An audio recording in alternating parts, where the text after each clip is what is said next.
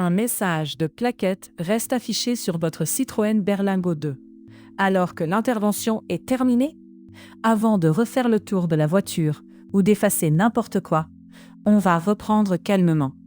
Dans cette vidéo, je vous montre comment remettre l'alerte à zéro proprement, étape par étape. Le principe est valable pour toutes les motorisations Citroën Berlingo 2 présentes dans le guide. Essence ou diesel, ce qui compte, c'est de partir d'une base claire. Plaquette contrôlée, intervention terminée, puis remise à zéro, faite dans le bon ordre. Cette manipulation reste à la portée de tout le monde. Il suffit de suivre le tuto, d'avoir le matériel adapté et de ne pas valider trop vite. Pour ce type de procédure, une valise multimarque adaptée peut suffire. Et l'interface constructeur reste l'option la plus complète si la fiche la recommande. Avant de lancer la remise à zéro, vérifiez les conditions de départ. Plaquette neuve montée. Assurez-vous aussi que le freinage a bien été contrôlé.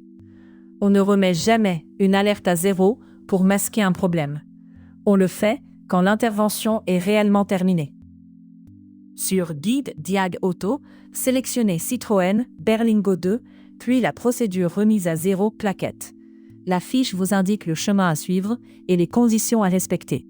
Avancez étape par étape, accès à la fonction, lecture du message, validation, puis contrôle final au tableau de bord. Les erreurs classiques. Remettre l'alerte à zéro avant d'avoir contrôlé les plaquettes, confondre une alerte d'usure avec un défaut de freinage, ou couper le contact pendant la confirmation. Prenez le temps de lire chaque écran, c'est ce qui évite de recommencer. Et voilà, l'alerte plaquette disparaît, le tableau de bord est propre, problème résolu. Les liens sont dans la description. Guide Diag Auto pour suivre la procédure complète et les sites utiles pour trouver le matériel adapté. Utilisez le code DIAG10 pour profiter de 10% de remise. Si ce tuto vous a aidé, abonnez-vous à la chaîne, les prochains tutos auto arrivent.